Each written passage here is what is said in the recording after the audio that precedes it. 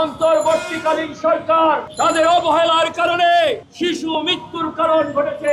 আপনাদের প্রায়োরিটি হচ্ছে কিভাবে মার্কিন যুক্তরাষ্ট্রকে ক্ষতি করা যায়। ইউনূস সাহেব 9 ফেব্রুয়ারি যে চুক্তি করে গেছেন, সেই চুক্তি বাস্তবায়ন করার জন্য আপনারা পাগল হয়ে গেছেন। বর্তমান সরকারকে বলতে চাই, আপনি 2/3 আসন নিয়ে বাংলাদেশের শাসন ক্ষমতায় আছেন।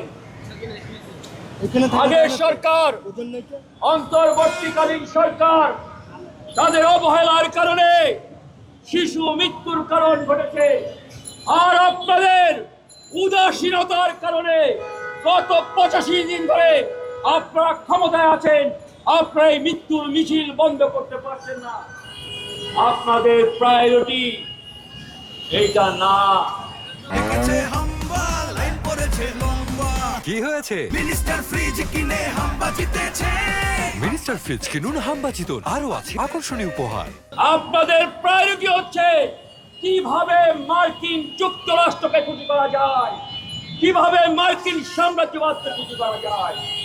সেই কারণেই ইউনূস সাহেব 9 ফেব্রুয়ারি যে চুক্তি করে গেছেন, সেই চুক্তি বাস্তবায়ন করার জন্য আপনারা পাগল হয়ে গেছেন।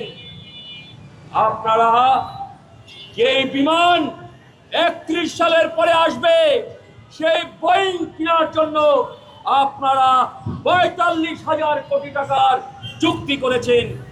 কিন্তু শিশুদেরকে বাঁচানোর জন্য টাকা খরচ করে কত দ্রুত টিকা দেওয়া যায়, ওষুধ দেওয়া যায়, হাসপাতালে তাদের চিকিৎসার ব্যবস্থা করা যায়, সেই কাজটা আপনারা করেন নাই। অন্তর্বর্তীকালীন সরকার যেমন দায়ী হত্যার জন্য, আপনাদের উদাসীনতা দায়ী এই শিশু মৃত্যুর জন্য। আমরা আজকে এখানে দাঁড়িয়ে অন্তর্বর্তীকালীন সরকারকে যেমন ভাবে দায়ী করছি, আজকে আমরা এখানে দাঁড়িয়ে বিএনপি সরকারকেও সমভাবে এই শিশু হত্যার জন্য দায়ী করছি। প্রিয় ভাই বোনেরা, যারা মারা যাচ্ছে তারা হচ্ছে প্রান্তিক জনগোষ্ঠী, তারা হচ্ছে গরিব মেহনতি মানুষের সন্তান। সুতরাং কমিউনিস্ট পার্টিকে তাদের পাশে দাঁড়াতে হবে।